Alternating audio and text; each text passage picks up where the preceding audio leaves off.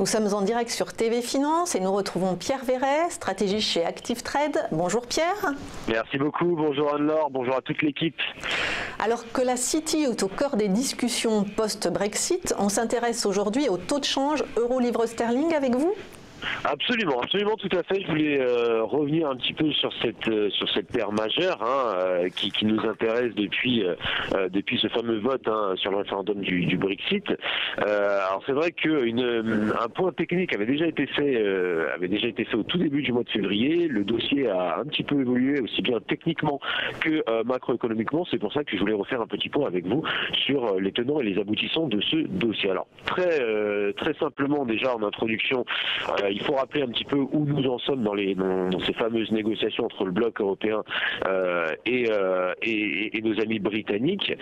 Il faut savoir que depuis le début justement de ce dossier, depuis le début à partir finalement du référendum du Brexit, on a Michel Barnier justement qui assure la négociation pour la partie européenne, qui lui vise justement un deal, au moins quelque chose, au moins un draft justement qui devrait être établi en octobre 2018. C'est vrai que cette fameuse date d'octobre 2018 est une date qui revient souvent depuis le début de ce dossier-là.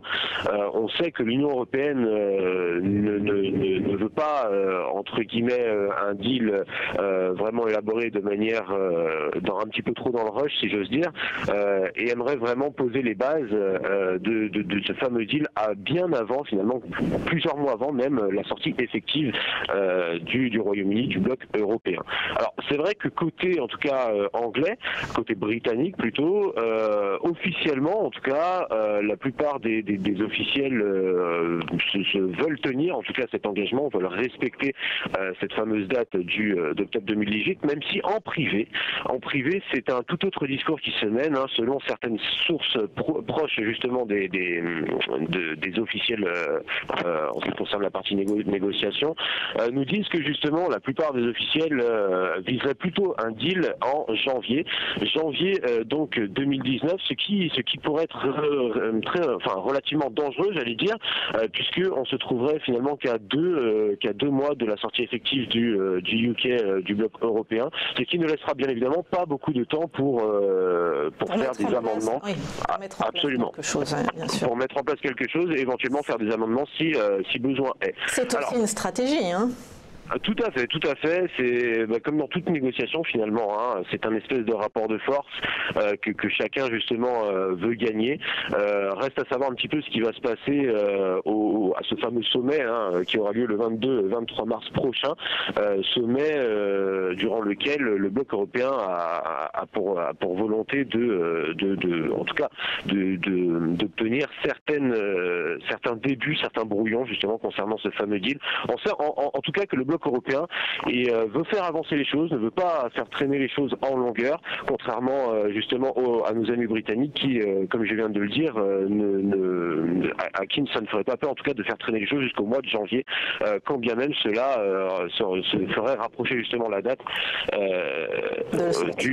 absolument, tout à fait. Alors techniquement parlant, début février, on évoquait justement le range assez large dans lequel la paire se traitait. On avait, souvenez-vous, un euro GBP qui oscillait entre 0,8690 et 0,89 voire même 0,90 pour le seuil psychologiquement fort.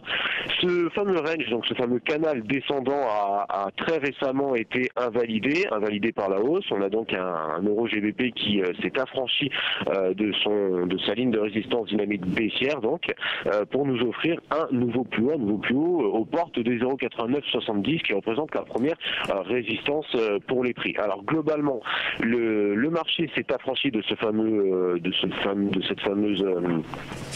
canal relativement large pour en former un nouveau à la hausse de très court terme et beaucoup plus étroit. Actuellement, le marché est sur les 0,88, on est sur les 0,88 environ. Le marché traite, en tout cas travaille cette fameuse zone des 0,88-90, notamment lors d'un pullback qui avait été amorcé fin de semaine, même courant de semaine semaine dernière. Reste à savoir justement si ce pullback pourra permettre au marché de repartir vers la hausse et ainsi d'enregistrer de nouveaux sommets, très probablement 0,8970, 0,8995 et 0,9015. Vous l'aurez compris, Anne-Laure, il s'agit plus d'un cluster de résistance autour des 0,90 plutôt que de lignes de prix horizontales stricto sensu. Alors concrètement au niveau des indicateurs techniques, comme vous pouvez le voir, j'en ai pas mis énormément sur ce graphique de manière très volontaire, sur ce graphique en données journalières. On a tout simplement deux moyennes mobiles, les deux moyennes mobiles courtes et longues, à 89 et 34 périodes qui sont en train de se croiser à la hausse pour la première fois justement depuis le début de cette fameuse phase descendante, phase légèrement baissière j'allais dire, qui s'est amorcée sur à peu près 6 mois maintenant. Ceci est un signal, ceci est quelque chose justement, une alerte qui confirme le signal haussier qu'on avait eu lors notamment du franchissement des prix de la zone des 0,88-85, qui correspondait justement à ce fameux canal baissier, pardon. Cela pourrait effectivement nous permettre, en tout cas permettre au marché de reprendre un petit peu de souffle avant d'aller chercher de nouveaux plus hauts. On aura beaucoup plus de détails sur le graphique à plus court terme en données de 240 minutes que je vous ai fourni. C'est vrai qu'à travers ce graphique, on se rend compte beaucoup plus en détail du pullback qu'ont fait les prix sur cette fameuse zone. Les prix sont en tout cas pour l'instant capés entre 0,8890 comme je le disais précédemment et 0,8860 qui correspond au premier support disponible pour les prix. Le deuxième support, si jamais un prolongement de cette correction venait à être observé, on pourrait envisager un retour sur les 0,8835, 0,8775. Ce niveau-là correspond à un support journalier. Je doute très sincèrement que le marché revienne jusque-là, même si effectivement un prolongement du pullback est possible jusqu'à 0,8860, voire même 0,8835. Je doute sincèrement qu'on aille beaucoup plus bas. On a additionnellement une zone pivot à 0,8875 qui a permis d'ailleurs au marché de rebondir à très court terme.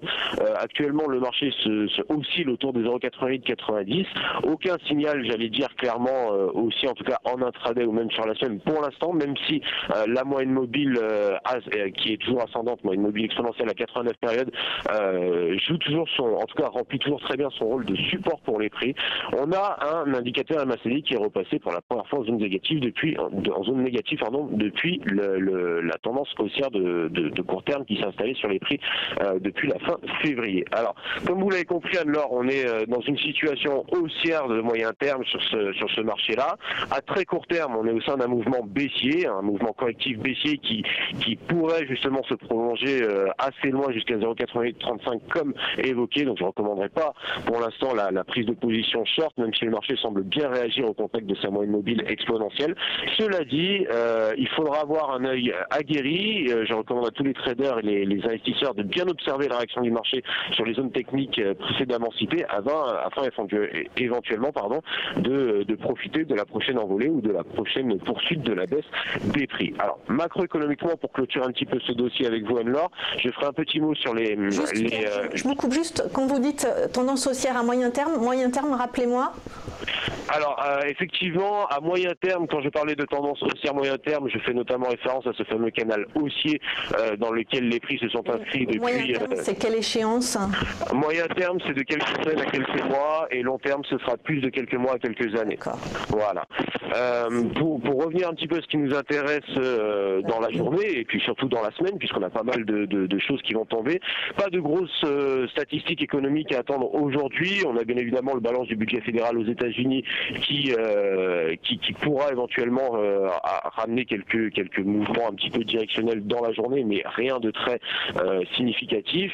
Demain, par contre, nous avons les indices des prix à la consommation aux États-Unis, et puis surtout mercredi, nous avons le discours du président Draghi de la BCE qui pourra bien évidemment, comme vous le savez, ramener beaucoup de mouvements sur ce marché-là. En ligne de mire, nous avons le sommet du 22-23 mars prochain, qui pourra, quant à lui, soit être un non-événement, soit au contraire booster beaucoup plus les mouvements que nous avons sur cette paire-là à suivre. Merci beaucoup Pierre Verret, stratégiste chez Active Trade.